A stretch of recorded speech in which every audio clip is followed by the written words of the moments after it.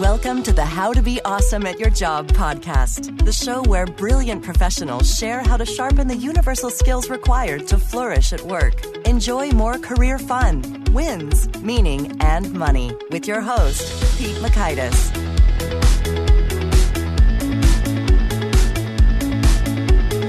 Hello, and thanks so much for joining us here for episode 223 with Dr. Annie McKee. Annie knows what makes for happiness at work and how that makes a difference in terms of your performance. So you're going to learn 1, best practices for more happiness at work. 2, how following your shoulds can actually undermine happiness. And 3, key clues to help discern when something's wrong at work. So if you'd like to check out the show notes or the transcripts or the links to items that we've referenced here, it's on over at awesomeatyourjob.com/ep223. And while you're at awesomeatyourjob.com, I hope you take a look around, see some of our cool stuff. One thing I think is pretty cool is the Gold Nugget email list. So this provides summary insights from each guest in an email you can read in under 2 minutes that appears in your inbox each morning. And a new guest goes live. So if you wish you could take notes, but you can't because you're running or driving or just not able to while listening, we take those notes for you, send them to you. You can sign up at awesomeatyourjob.com or by texting NUG, that's N-U-G, to 444-999. If you text N-U-G to 3 4s and 3 9s, you sign up that way directly from your smartphone, but not while driving. Safety first. Now here is Annie's story. Dr. Annie McKee is a senior fellow at the University of Pennsylvania, where she teaches and is the director of the PennCLO Executive Doctoral Program. She's the best-selling co-author of 3 successful books published by Harvard Business Review Press: Primal Leadership with Daniel Goleman and Richard Boyatzis, Resonant Leadership with Richard Boyatzis, and Becoming a Resonant Leader with Richard Boyatzis and Francis Johnston. And is the author of Management, a Focus on Leaders. She advises leaders around the world and is a regular contributor to the Harvard Business Review. Now, here's Annie. Annie, thanks so much for joining us here on the How to Be Awesome at Your Job podcast. Thanks, Pete. I'm really happy to be here. Now, as we're chatting, I'm looking at your Skype image, which is of an elephant. And I understand you had a recent excursion to Africa. What's the story there? It was such a good time. We were there in August, and a little background. My husband is from Zambia, which is in Southern Africa. So we were visiting family. We were, in Lusaka, in the capital. We went to the village where our family members live very, very simply. No electricity, no running water, that sort of thing. And then, of course, we went up north and went out into the game reserve, which is, I swear, it's the size of Rhode Island. It's huge, and the animals are just so beautiful. It's my favorite place in the world. Oh, that sounds beautiful. Very cool. Well, I also want to hear about sort of your interior journeys. Oh, boy, that was an awkward segue, but we're running with it in terms of when it comes to your writing and your areas of interest. So, you've written all sorts of things with Harvard Business Review and collaborating with folks like Daniel Goleman, a lot of great stuff. So tell us, what caused you to say, How to Be Happy at Work is a book that needs to exist in the world? It's such a good question. I've spent most of the last 20 years or so working with leaders and organizations around the world, including in Africa, by the way, and here and Europe and you name it.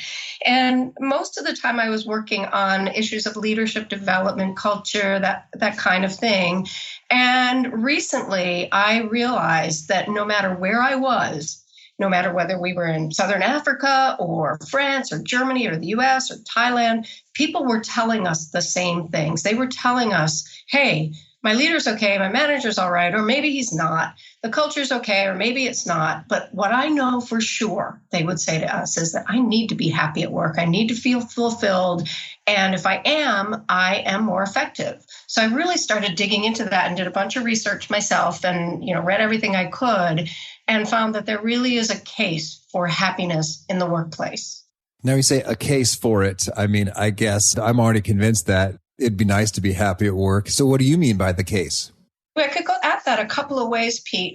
Number one, I firmly believe that we deserve to be happy. And in the kind of jobs we have today, the kind of professions we have, flatter, leaner organizations and all of that, a lot of us work all the time. We work at least a third of our waking lives as adults. And so why would we condemn ourselves to misery for that much of our lives? I don't get it. I think it's flat out wrong, and happiness is a human right. And if we're not happy at work, we're not going to be happy anywhere else. And it leaks into our families, our communities. So that's one.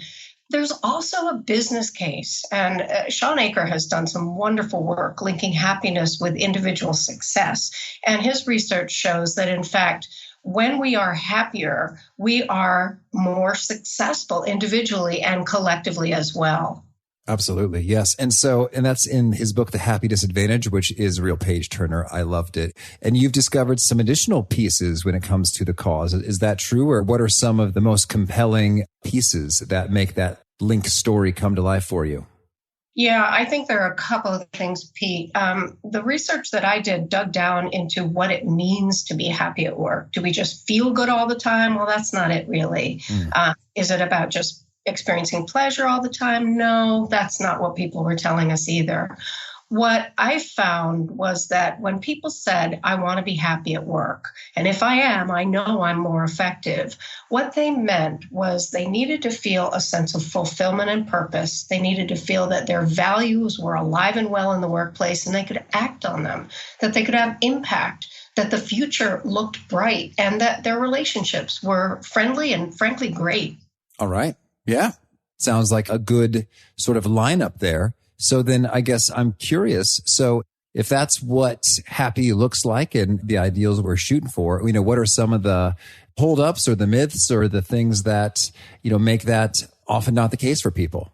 Yeah, it's more often than not, frankly, that people are at least disengaged and, in my experience, even actively unhappy in the workplace. And we can attribute that to a whole lot of things. Organizational pressures, the pressures of the age we're living in, and we bring that to work, bad managers, all sorts of things. But Gallup's been reporting for years that 60-some% of us are either actively disengaged or neutral in the workplace, and that's just not good enough. So if we kind of peel that back and say, well, is it just because of the conditions of work? And my answer to that is no, it's not just our working conditions. It's not just the pressure and the stress, although they contribute to it for sure.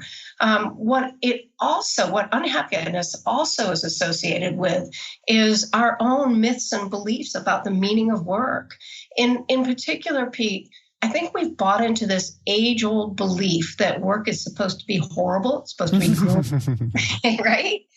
We're not supposed to be happy at work. That's for the rest of our lives. And for all the reasons I said just a few minutes ago, we work all the time. We walk around with our work in our pocket. We've got to find a path to happiness, and it starts with letting go of that myth. Work does not have to be gruesome or grueling. It can be fun. It can be fulfilling, and we can make it happen. That's interesting. And I don't know what I heard this from, but it said, well, that's why it's called work or something, just sort of like kind of, open and shut, matter of fact take on that.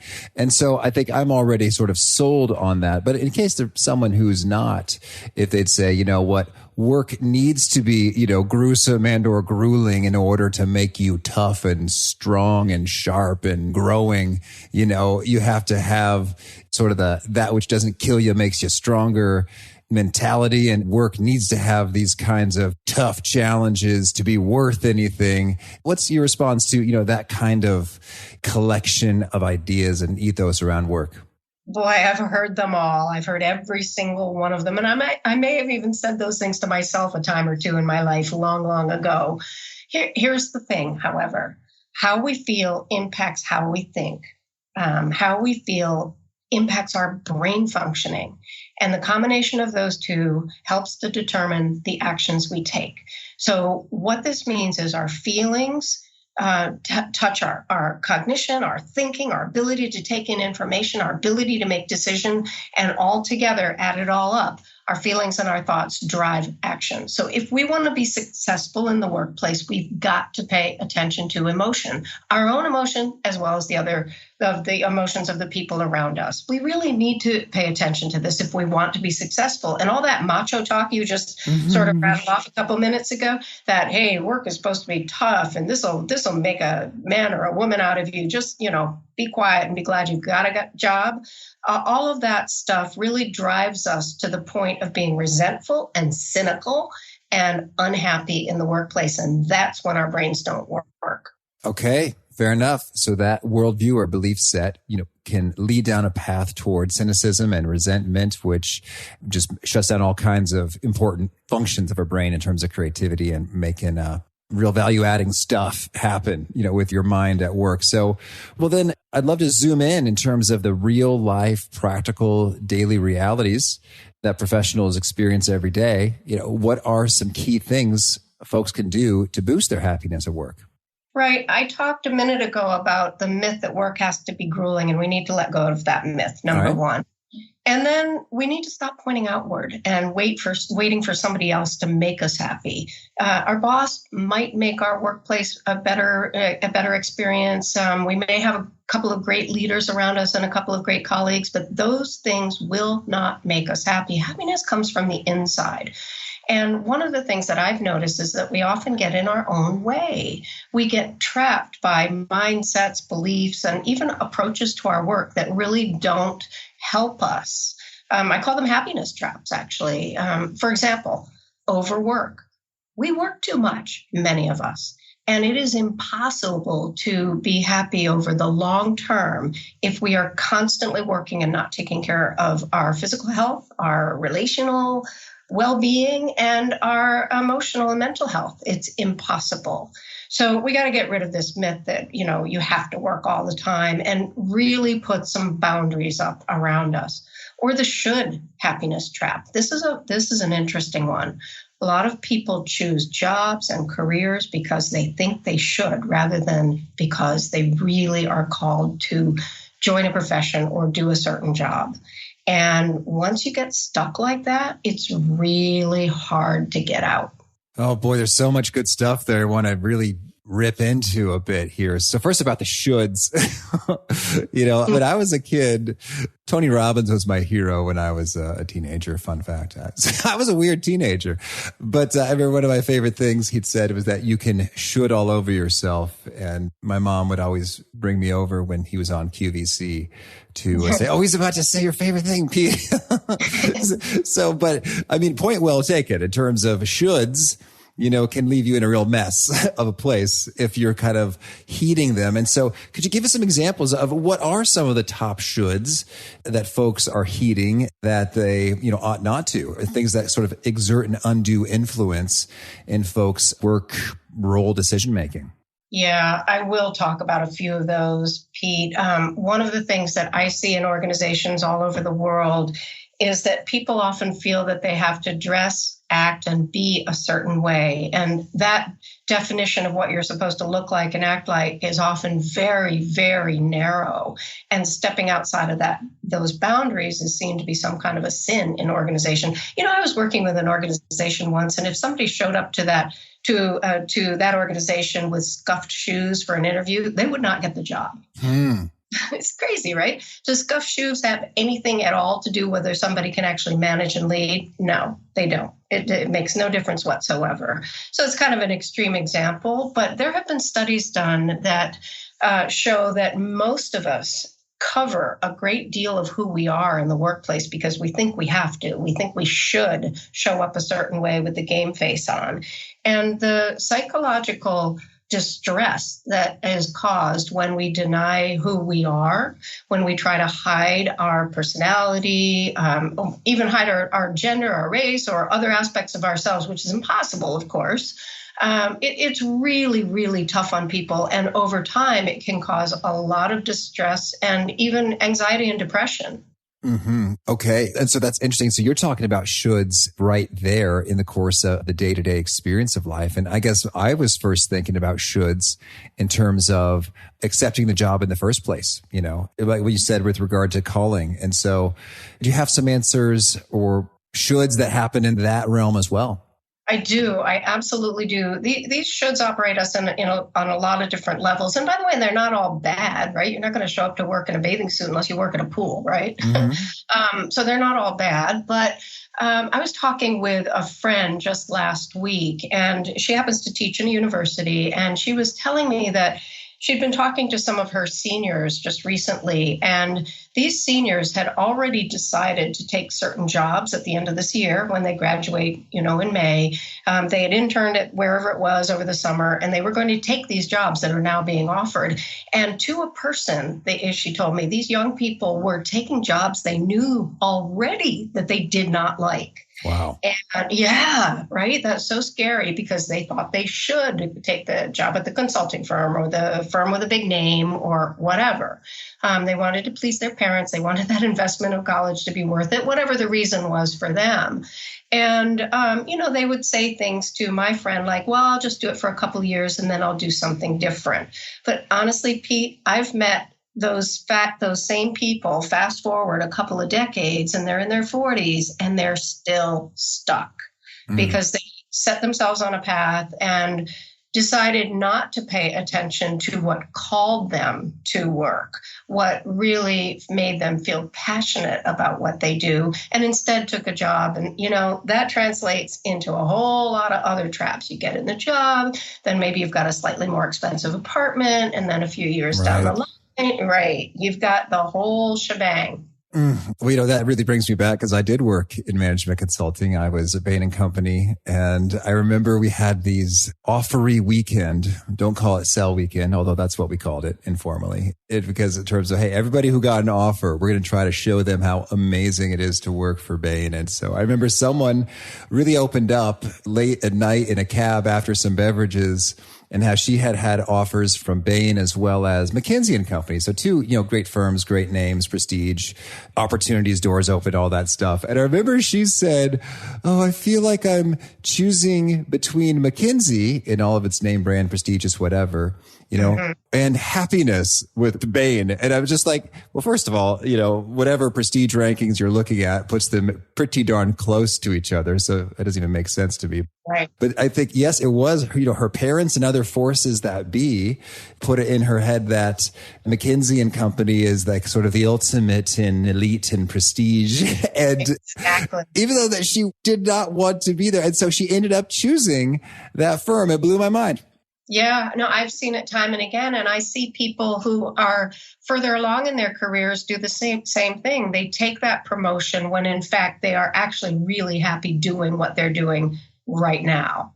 They pursue a particular area of expertise when they're not interested in it, because they think it'll get them ahead and that they think they should do it. And mind you, I'm not knocking getting ahead or knocking making more money or promotions or anything. I think that's all really important. It's the reasons why we do it that we have to pay attention to. So if we're trying to get a promotion just for the sake of getting a promotion because we think we should, or if we're following a career path because we think we should, we will ultimately be unfulfilled at the very least, and most likely pretty darn unhappy. Mm-hmm. Okay, so well said. And now I want to dig more into what you had to say about the overwork. And so I love your strong position there. It's like, it is impossible over the long term to experience happiness, with a lot of overwork happening, month after month or year after year. And so tell me, what defines overwork? Is there a number of hours, or is there a certain threshold, or how do we say, this is clearly in the unsustainable, unhappy zone when it comes to overwork? I've never seen a study that tells us exactly how many hours is too many hours to work. But from my own experience and my own work with executives, I can tell you that if we find ourselves working during the workday as we do, and then in the evenings, and then early morning before we go into the office, and then on Saturdays, and then we skip that vacation, we're in the zone. We're in the overwork. And, it happens for a lot of reasons. Our organizations, many of them are flat and lean. We are working more than we have ever before in many countries around the world. And we're asked to do more with less. It's a cliche, but it's true. So that pressure is very real. There's another one, and Arianna Huffington said it really well. She said, we've got a snake in civilization's Garden of Eden. And what she meant by that were the digital devices that we literally carry around with us. We've got our work in our pockets or on our bedside table. And it's so easy to just sort of look away from your loved one in the evening, or your child who's trying to tell you a story about school, and kind of glance down to see if somebody's emailed you or somebody's texting you about a project. It's really easy to get sucked into that trap. And honestly, Pete, I've done it myself. And guess what? It's even easier if you love what you do.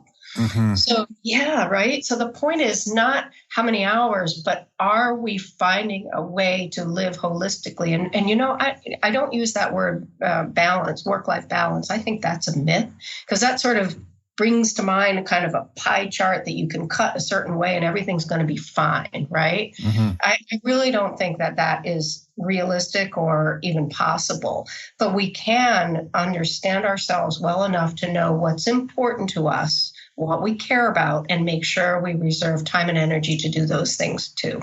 Okay, excellent.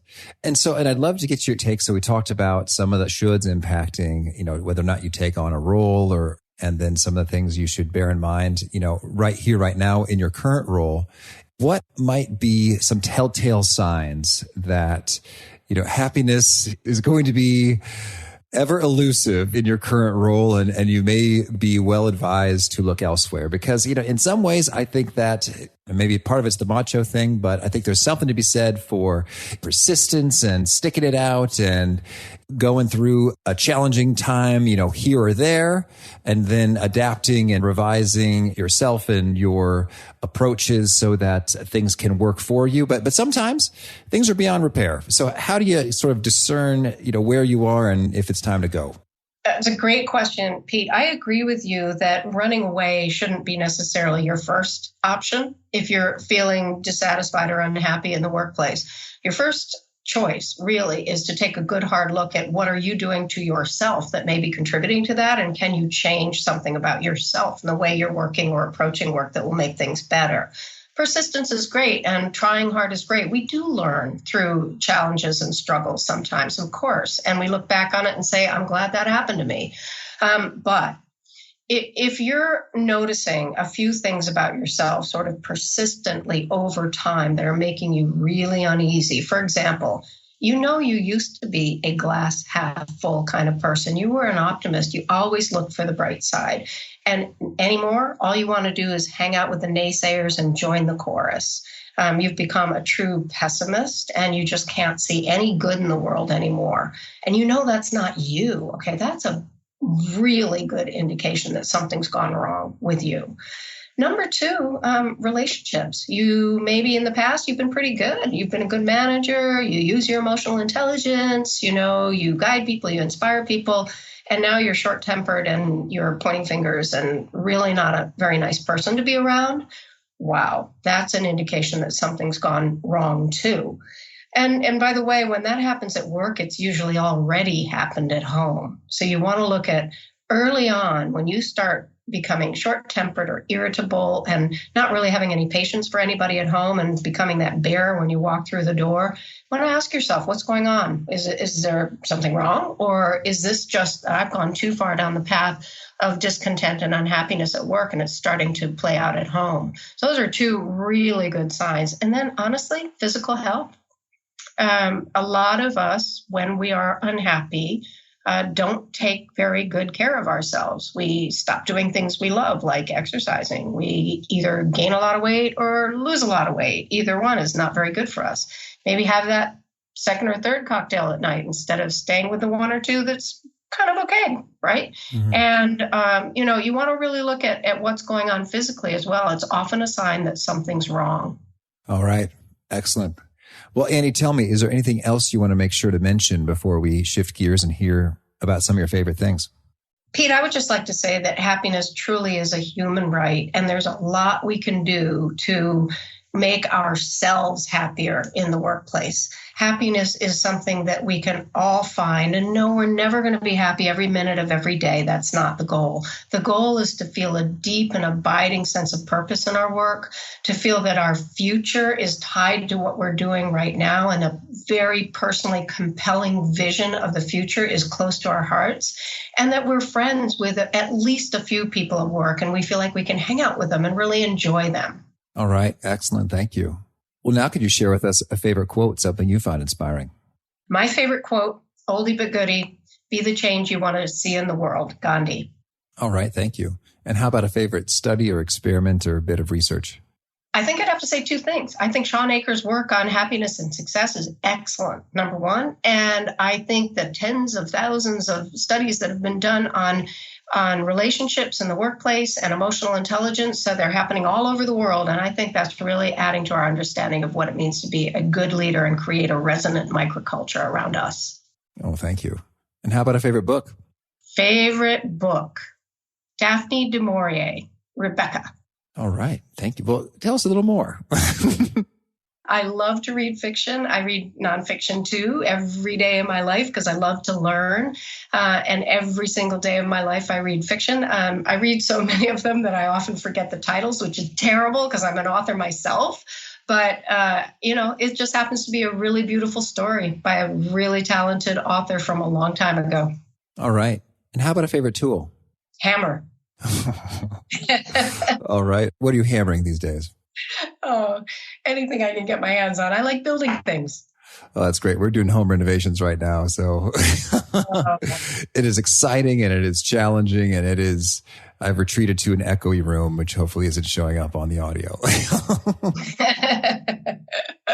Ouch. We did that. Oh. And how about a favorite habit? Deep breathing, mindfulness.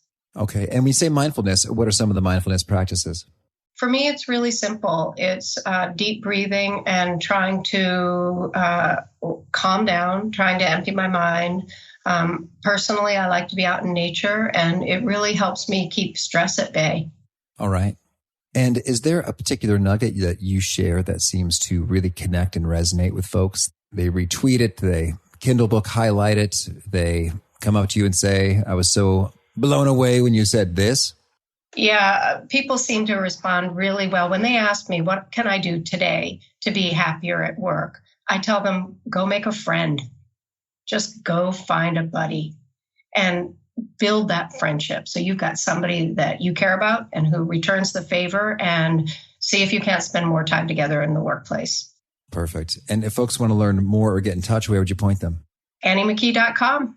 And you'll see all my social media there and a lot of free articles to read and, various things that I've been publishing, some things that others and my friends are writing that are really great. So there are a lot of resources there for all of our listeners. Oh, great. And do you have a final challenge or call to action you'd issue to folks seeking to be awesome at their jobs? I have two. Be curious about people and then be kind. All right. Well, Annie, thank you so much for taking this time here and sharing this wisdom and expertise. I think it's so important and so appreciated. So thank you and good luck in doing all you're doing. Thank you, Pete. I really enjoyed talking with you. Thank you so much. I thought it was so powerful how Annie shared that she saw again and again and again the shoulds at work. People think I should take this promotion because it's more money. It's a bigger opportunity. There'll be more prestige. I'll be cooler or more of a big deal. And that's just what you do, right? You go after promotions. Progress is good. Growth is the thing we're after, right? Instead of really thinking about what's going to lead to additional happiness. And if that should is actually potentially counterproductive, where'd that should come from? Is it valid? So helpful and also reassuring that Annie is around so many brilliantly smart people that she sees make this mistake again and again. If you've made it, well, hey, you're in good company. You're amongst many brilliant folks who have.